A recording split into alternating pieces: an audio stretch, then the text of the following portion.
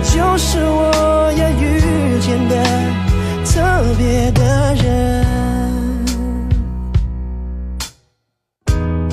今天開始新出發嗎？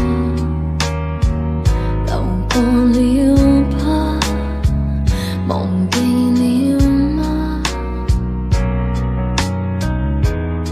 從沙邊餐台的配搭，曾經種花，如今暗啞。誰從屏幕裏看從前？而誰停下企我門前，猶如是18歲的青年，很討厭。誰人願伴你到成年，停留陣俗世裏浮潛，橫難被伴你旅行，如途中見面。只可惜風景都錯過，差一點方可親吻我。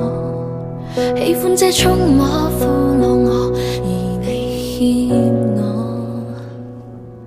當天的街巷中碰過，吹起的煙圈中說破，心中這一位英俊少年的愛火，可燒傷我。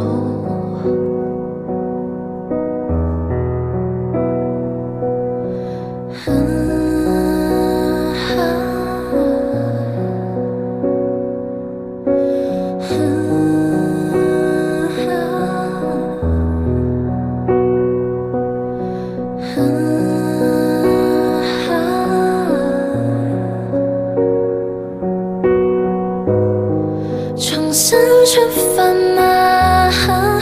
更渴望未來，以往這少年懂愛嗎？彷彿不夠，成長會盡